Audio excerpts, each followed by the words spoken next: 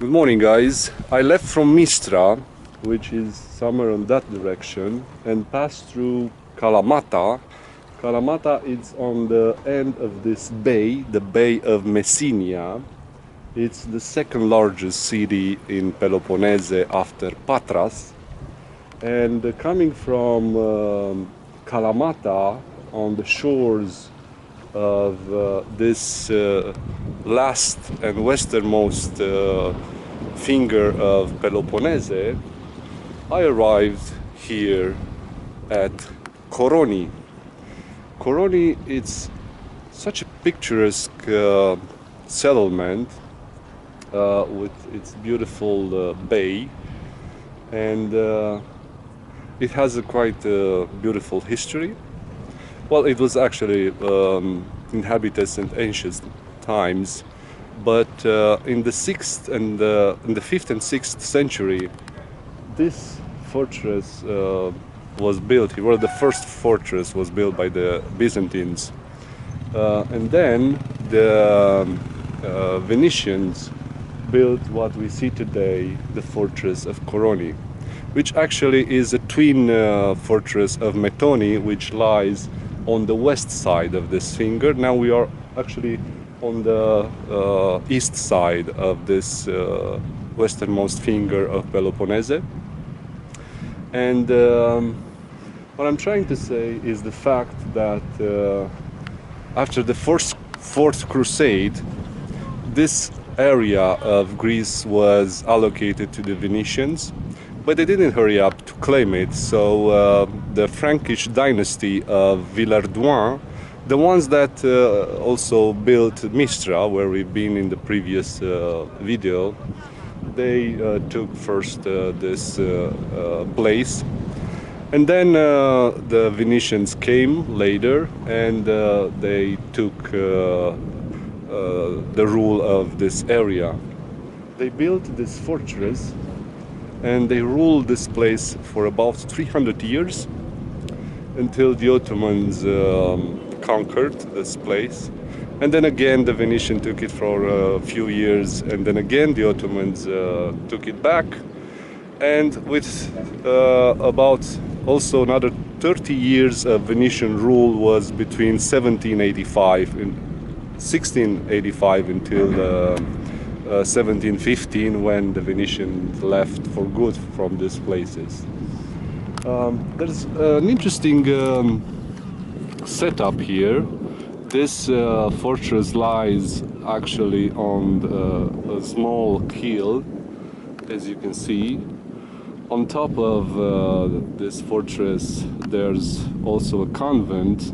It's called Ioannis Prodromou, and a church, Hagia Sophia.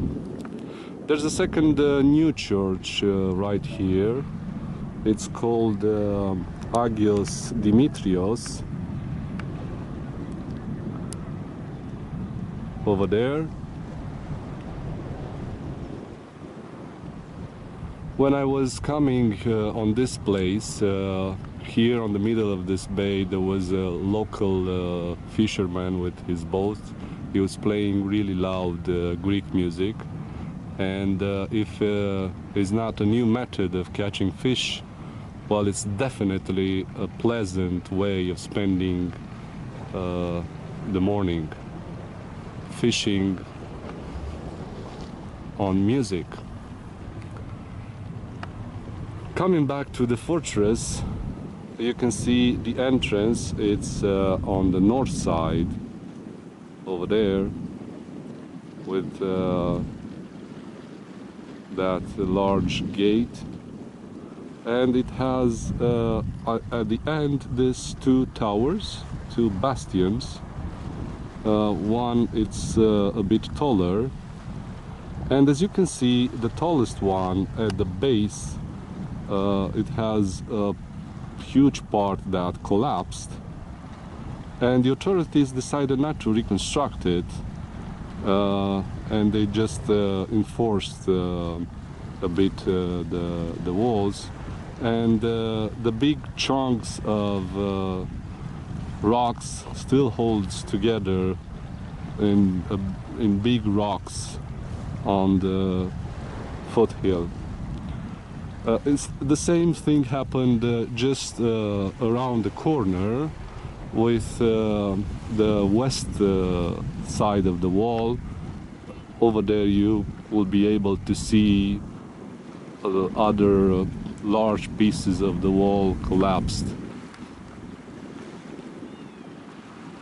So this place during the Venetians was actually an important point for them to stop their vessels in their way to Levant, and also a good place for the pilgrims that were going to Cyprus or and then to Jerusalem, to the holy places. So this is Koroni, a really beautiful area. I think it still preserves the Venetians architecture. There are some buildings here on the front that still keep the Venetian architecture, and also beautiful tavernas around the edge of waterfront.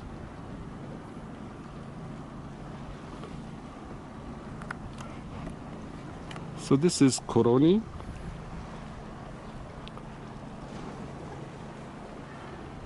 and the castle of Koroni,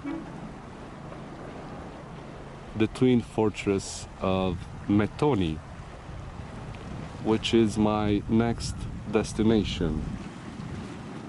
Over there, over this fortress, there is also a small uninhabited island called Venetico. It's part of the municipality of Coroni. And here on the west side, you could see the peninsula from the east side, which I think it's the longest peninsula in Peloponnese, and it continues all the way towards the south.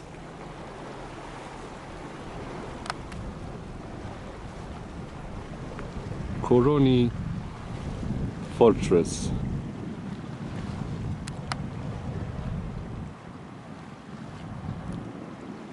See you next time.